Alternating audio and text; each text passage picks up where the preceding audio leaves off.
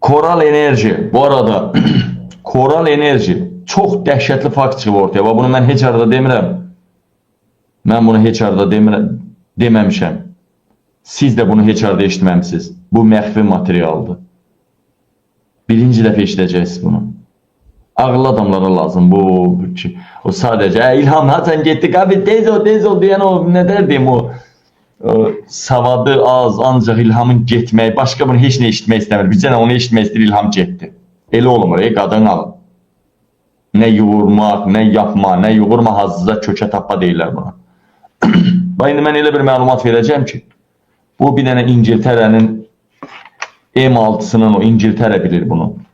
Dəyərli vətənlərim, dəyərli soydaşlarım, indi ortaya çıxır ki, 2 ildə ortaya çıxdıqca, sanksiyalara məruz qaldıqca ad dəyişdirərək, rəng dəyişdirərək Rusiyaya 78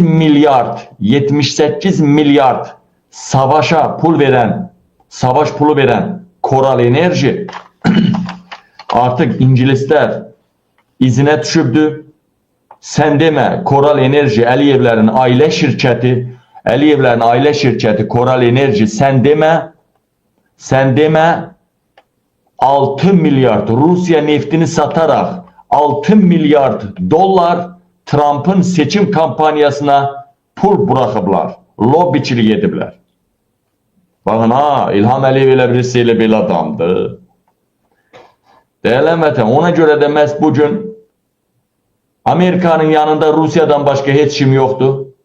Ancaq və lakin İsrail Amerikanın yanında olmaqdan bir yerdə Trump'dan üçlü, Trump, Netanyahu və İlham Əliyev koalisiya yaradırlar.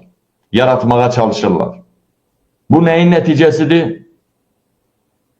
Azərbaycan Rusiyanın neftini sataraq Azərbaycan şirkətləri, gəmiləri, İlham Əliyevin şirkətləri, gəmiləri 6 milyard dollar Trump'ın seçim kampanyasına pul yatızdırıblar. Bu dəqiqə M6 İngiliz kəşfiyyatı bunun peşinə düşübdür, bunu araşdırır. Bu çox məxfi material idi, mənə qədər çatdısa artıq iş demək olar ki, yekun mərhələdədir və bu da ortaya çıxsa çox dəhşətli bir skandal olacaq. Çox dəhşətli skandal olacaq.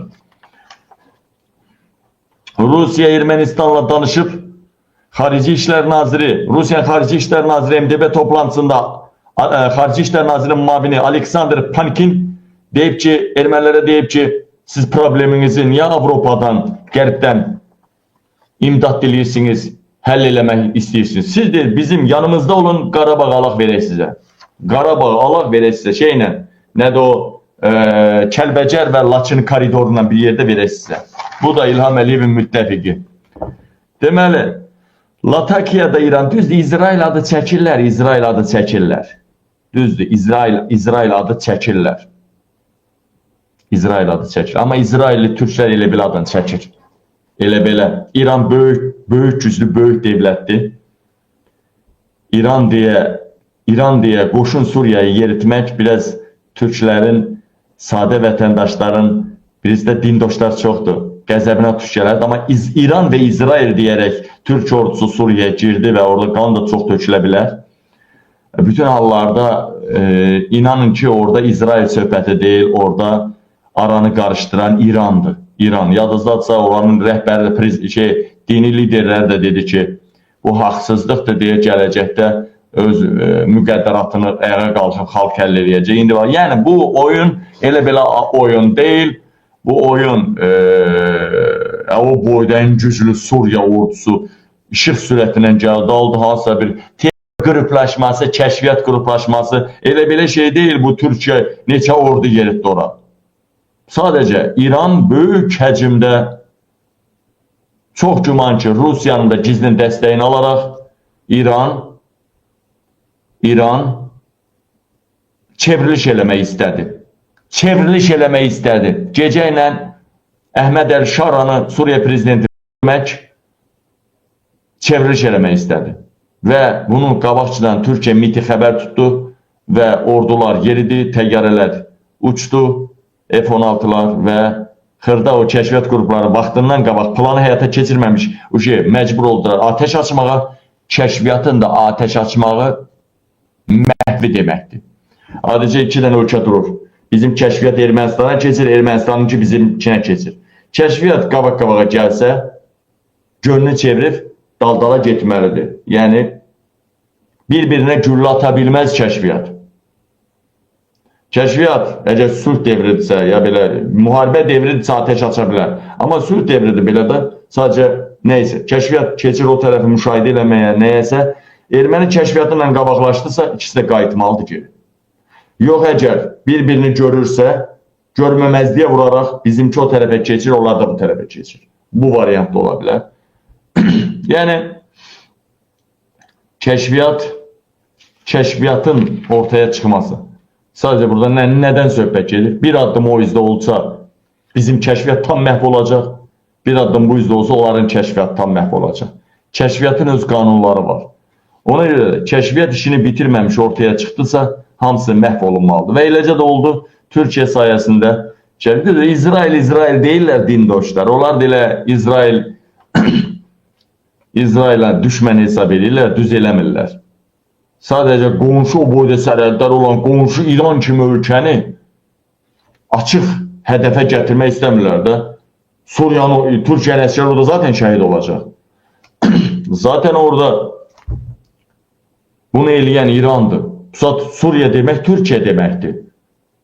Bunu İran elədiyi açıq ortaya çıxarsa, İranla bir savaş halına keçər. Zaten de Hakan Fidan Lota'dan da o gördüğünüz gibi İran'ı hədəf alır. Ama bu İsrail'in kışkırtmazsa deyib xırda əməliyyat kimi göstərirlər bunu. Ama əslində orada İran bir çevriliş eləmək istəyib. Rusiyanın əli ilə, dəstəyi ilə. Yadınıza salıram. Bir ay yarım, 2 ay bundan qabaq, bu əməliyyatları bilən Bəşər Əsəd Putinlə dirəşdi İrana gəlmək üçün. Dedim, mən Rusiyadan, zaten hər şeyin əlindən alıb Putin. Dedim, mən İrana getmək istəyirəm. Bizzat bu əməliyyatlara rəhbərlik eləmək istəyirəm və Putin ağıllı adamdır. Putin bildi ki, bu əməliyyat mümkündür. Baş verəsi, baş tutası əməliyyat deyil. Axı Suriyanın keçmiş prezidenti nədir o, Bəşər Əsəd uzun adamdır axı. Uzun adamın ağlı topuğunda olur axı İlham Əliyev kimi. Putin isə balacadır, bicdir, bic. İndi hər uzuna da aid deyil, elə uzun adamlar var ki, o çox ağıllı adamdır. Nə olsun, Əli Kərim də uzun adamdır. Fuad Qəhrəmanlı da uzun adamdır, cüz ağıllıdır. Hər nəysə. Deməli, buna var.